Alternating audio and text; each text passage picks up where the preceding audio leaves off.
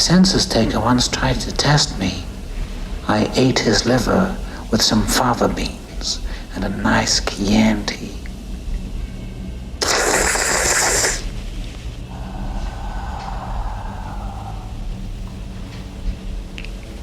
You fly back to school now, little Starling. Fly, fly, fly. Hey there, it's Mark. Welcome back to RT Essentials. I'm getting goosebumps just thinking about the movies we'll be discussing today. And look, I'm usually all about horror, whether it's supernatural, your slashers, your found footage, your psychological, you name it, I can handle it, provided the lights are on. It's just that the selections in this list fall more into the category of frightening because they were inspired by true events. Yes, these things actually kind of really happened. Look, a film inspired by true events will take some serious liberties, as opposed to a film based on true events, which more closely follows the reality path. But still, again, you turn the lights off, doesn't make it any less scary. As we discuss these films, we'll also be detailing the real events that influenced them, just to raise the fright factor. And that was the hair on my arm standing up. It's a good, spine-chilling, fun episode of RT Essentials. Here comes the best horror movies inspired by true events. The Exorcist. If that's true, then you must know my mother's maiden name. What is it?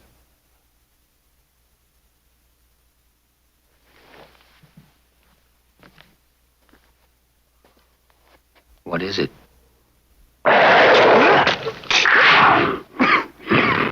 The Exorcist was directed by William Friedkin and tells the story of a young girl named Regan who starts exhibiting strange behaviors like speaking in tongues and levitating. You know, kid stuff. Her worried mother seeks medical help but hits a dead end, leaving her no other option but to turn to a local priest, Father Damien Karras. Father Karras makes a request to perform an exorcism on Regan, who he believes has been seized by the devil, and with the help of an older, experienced Catholic priest, Father Marin, the two perform the daunting, demon-ridding ritual. Everything about this movie is terrifying. The performances, the off-putting music, the special effects, Regan doing a spider crawl down the staircase while spewing blood, but the real-life story that influenced The Exorcist is even more terrifying. Regan's character was inspired by a young boy known as Ronald.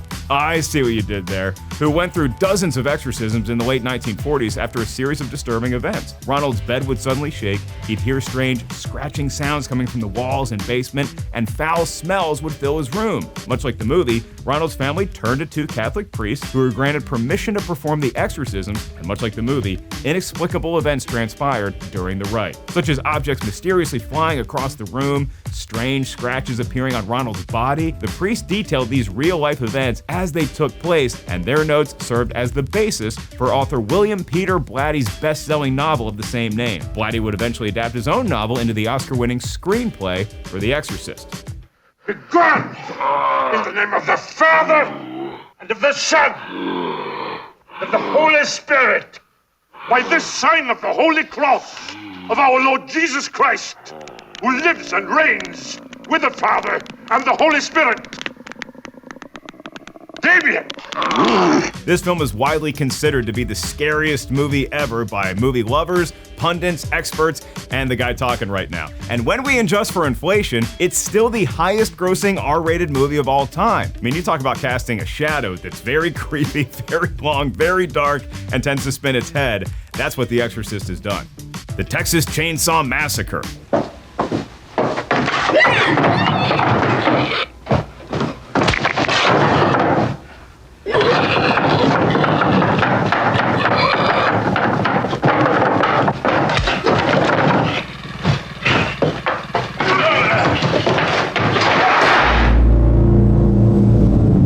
Writer-director Tobe Hooper marketed the Texas Chainsaw Massacre as being based on true events, a tactic that helped attract a wider audience and further added to the hysteria surrounding the film's release. The movie follows Sally and her paraplegic brother Franklin as they set out to investigate the vandalization of their grandfather's grave. Sally, Franklin, and some friends stop at their family's old farmhouse, I know where this is going, and soon discover that a group of crazed, murderous outcasts are living next door. One by one, Sally and company are attacked by the chainsaw-wielding Leatherface, who sports a mask made, it's not actually leather, it's human skin. Naturally, this film left a lot of people skeptical of their neighbors and certainly helped to establish the creepy farmhouse horror trope.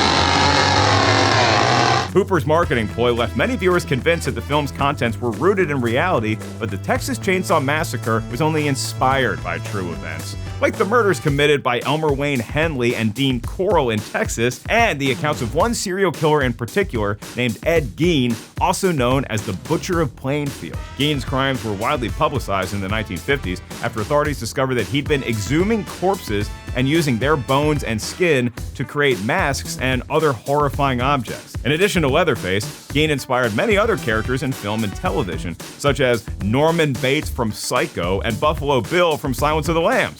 More on him later. But the idea to have Leatherface's weapon of choice be a chainsaw was not inspired by Gein, and actually came to Hooper while he was Christmas shopping in a crowded hardware store. It is the season. A Nightmare on Elm Street.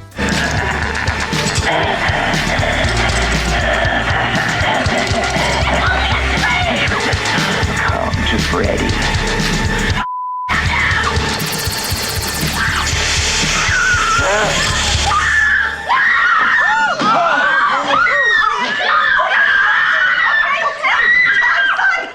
A Nightmare on Elm Street was the first installment in the hugely successful franchise that now consists of 9 films. And at the core of this franchise is one of the most iconic horror characters ever created, the fedora-wearing, metal-clawed, joke-cracking Freddy Krueger. Krueger consistently ranks as one of the greatest villains in cinematic history, but most people aren't familiar with Wes Craven's inspiration for the character in film. In the late 1990s, Craven spoke of reading a newspaper article about a young immigrant who had fled to the United States during the Cambodian Civil War and was complaining to his parents about having nightmares. He was so scared of these nightmares that he did everything he could to avoid falling asleep, including keeping a coffee pot in his room. One night while watching TV downstairs, he passed out, so his parents carried him up to his room and felt relieved that he was finally getting some rest. An hour later, they heard screams and rushed to the boy's bedroom, only to find him dead. This form of psychological terror was classified as sudden, unexplained nocturnal death syndrome, and many of the young men that fled Southeast Asia during that period experienced some form of this.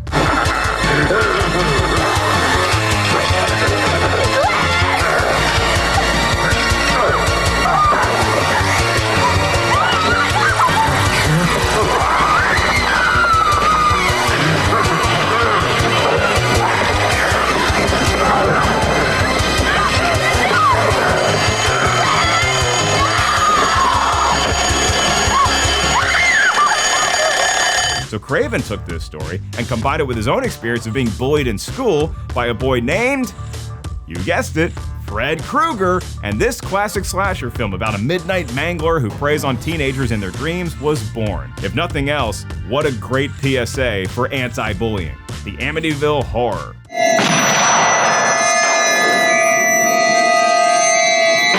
Next is the master bedroom.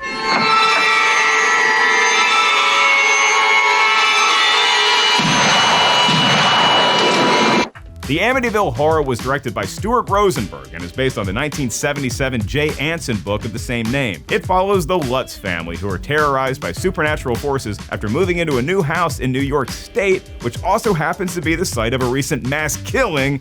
But hey, location, location, location. It's a good deal, you gotta close it. When the house is suddenly swarmed with flies and pipes start oozing slime and blood, the Lutz call on a local priest to exorcise the evil spirits inhabiting the home. Anson's book was based on the experiences of the real Lutz family, who claimed that a malevolent force in their newly purchased home would cause them to suddenly levitate, and objects would fly across the room. They'd even sometimes see glowing red eyes.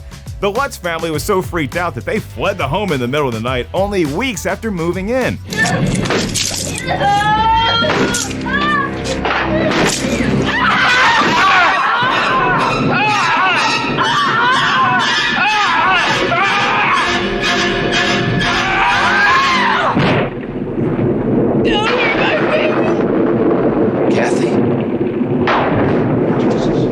Because the book and film were based on the account of the real family, and the house was indeed the real location of a violent murder, many believe the story to be true. But since its release, several people have come forward to rebut the original claims of the Lutz family, including the priest who blessed the home and the later owners of the house, who could not substantiate the damage claims that were described in the book. Look, true or not, the Amityville Horror became one of the highest grossing independent films ever and spawned a commercially successful franchise, and it still lives rent-free in my head.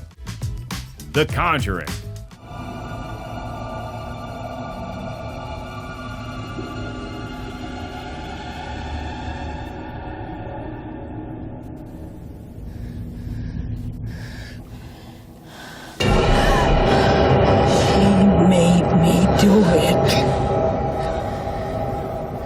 Set in the early 1970s, The Conjuring follows paranormal investigators Lorraine and Ed Warren, who are summoned to the home of Carolyn and Roger Perron after a supernatural presence has made itself known. The Perrons and their 5 daughters have recently moved into this secluded farmhouse, and as I'm sure you've deduced, things escalate in a horrifying fashion. I'm getting serious Amityville vibes here. In fact, Lorraine and Ed were a real couple who also consulted on that case. The Conjuring was inspired by the real Perron family who, after moving into their dream home in Harrisville, Rhode Island, started noticing spirits, some that grew increasingly ornery. Carolyn Perron researched the history of the home and discovered that it had been in the same family for many generations, and several family members that had lived there had died under horrifying circumstances, like drowning in the creek behind the home. One member was murdered, and a few hanged themselves in the attic.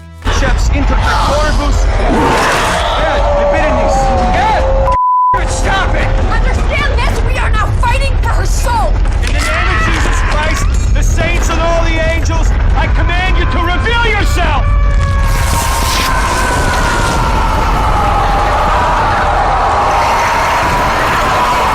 One spirit that was depicted in the film, Bathsheba, was considered the most evil of them all.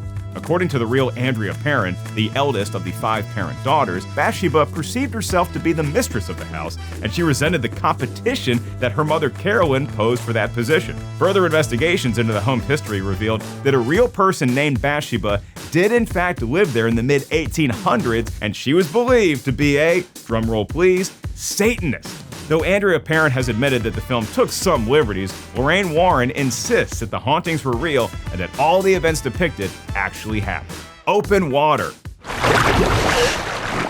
Oh, Jesus Christ! I thought he said they never come that close. They also said the boat would be here.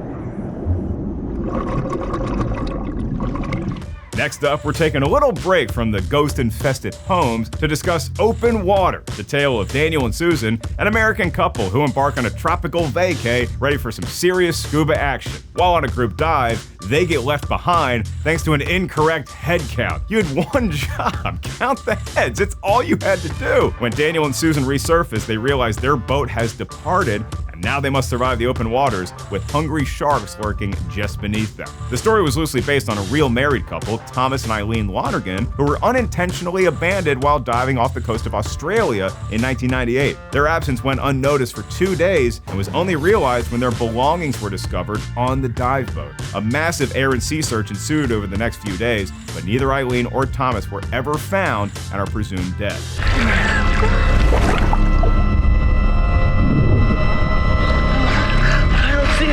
Are you okay? Are you Daniel! Oh my God! Honey! Oh my God! Forgive me! Yes! I'm gonna go look! No! Let's see if I can... No! Obviously, there's no way of knowing exactly what happened to Thomas or Eileen in their final moments, so the film was forced to take some serious liberties, like making shark attacks the driving mechanism of fear. But most theories suggest that the couple had succumbed to dehydration and inevitably drowned, as opposed to being eaten by very famous cinematic animals. Open Water was a box office success and received mostly positive reviews, with many hailing it as a welcome addition to the somewhat oversaturated shark movie market. And if you're wondering how director Chris Kentis made the sharks in the film look so realistic, it's because they're real sharks. Yeah, take that, Bruce. Poltergeist.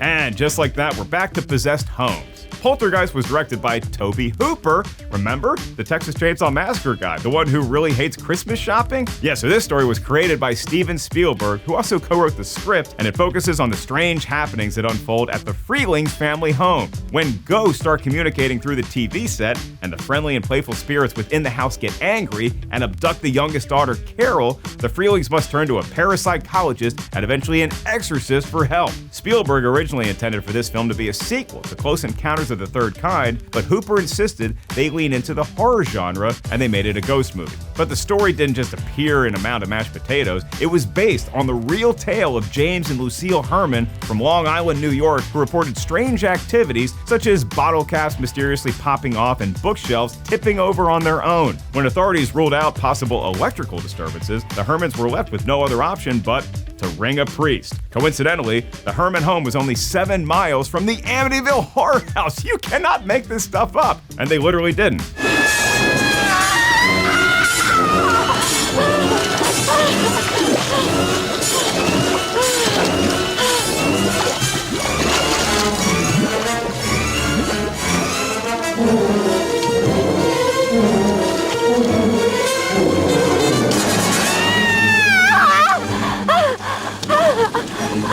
Many consider Poltergeist to be a cursed movie due to the real-life tragedy surrounding several of the cast members, such as actress Heather O'Rourke, who played Carol and died from health complications at the age of 12, and Dominic Dunn, who played Dana and was murdered by her ex-boyfriend at the age of 22. Cursed or not, there's no denying that Poltergeist is one of the scariest films ever made, and I will never again have a clown in my bedroom.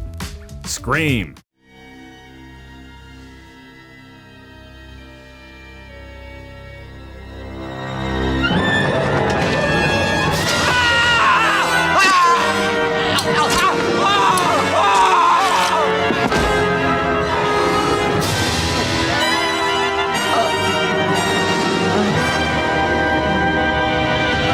Scream was inspired by American serial killer Danny Rolling, aka the Gainesville Ripper. Rolling murdered 5 college students in Gainesville, Florida over a 4-day period in August of 1990 and later confessed to committing a triple homicide in his home city of Shreveport, Louisiana. The Gainesville Ripper was featured on an episode of Turning Point, which aspiring screenwriter-actor Kevin Williamson happened to catch while he was house-sitting in Los Angeles. Williamson started to panic. The combination of the eerie TV special, being alone in a strange home, and then realizing that he had left a window open was too much for him to handle. Did he put Jiffy Pop on that night? Well, he grabbed a kitchen knife just to be safe and began checking the house, and then, instead of running out the front door, he called a friend. So the friend started mocking Williamson by bringing up horror movies, and the two soon began discussing their favorite films in that genre. So just like that, the idea for Scream was conceived. As soon as Williamson hung up the phone, he penned an 18-page treatment that served as the iconic opening sequence of the film. Sex equals death, okay? Number 2, you can never drink or do drugs. No, the sin factor. It says sin, it's an extension of number 1. And number 3, never, ever, ever, under any circumstances say, I'll be right back. Because you won't be back. I'm getting another beer. You want one? Yeah, sure. I'll be right back! When we adjust for inflation, Scream is the highest grossing slasher film of all time, and it wouldn't exist if Williamson hadn't caught that one TV special on that one fateful night, made a fateful phone call, and I'm gonna go ahead and say, cooked a fateful batch of Jiffy Pop. Wolf Creek. You get to, cruise around the bush. Saying cool stuff like, that's not a knife. This is a knife. You know what I'm talking about? Yeah.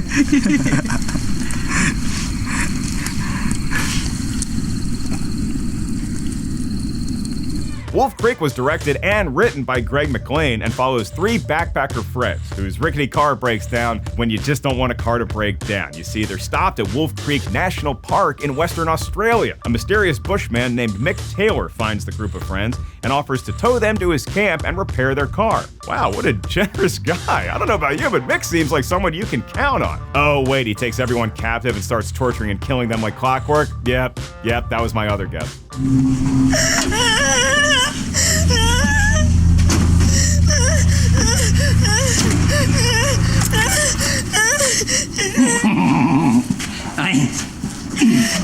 Like your little mate said before, you know, that's not a knife.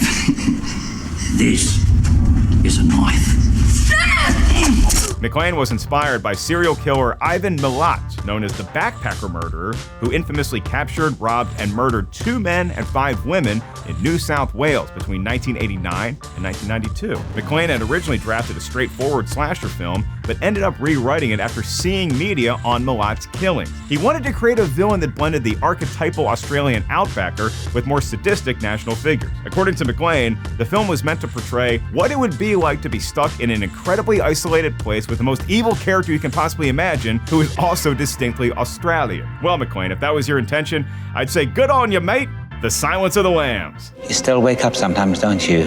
You wake up in the dark and hear the screaming of the lambs. Yes. And you think if you save poor Catherine, you could make them stop, don't you? You think if Catherine lives, you won't wake up in the dark ever again to that awful screaming of the lambs. Last but certainly not least is The Silence of the Lambs, directed by Jonathan Demme and written by Ted Talley. Adapted from the 1988 novel of the same name, the film stars Jodie Foster as Clarice Starling, a top student at the FBI's training academy. Starling is tasked with interviewing Dr. Hannibal Lecter, a brilliant psychiatrist who also happens to be a violent psychopath and is serving life behind bars for various acts of murder and, you guessed it, cannibalism. Starling and Lecter form a curious bond, and Lecter becomes instrumental in hunting down another murderous menace, Buffalo Bill.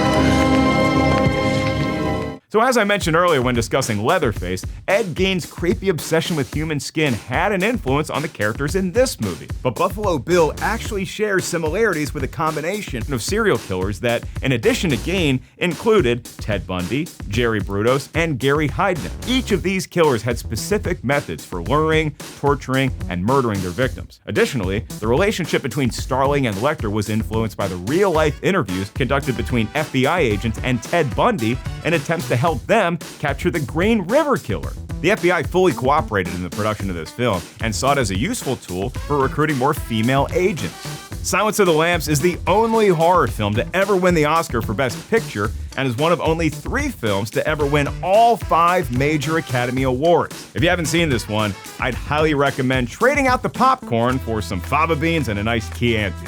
And that wraps up our list of the best horror movies inspired by true events. Of course, countless films have taken inspiration from the real world, but there just isn't enough time to discuss them all, so if we missed one, don't fret, we got lots of episodes of RT Essentials coming your way, so we will get there eventually.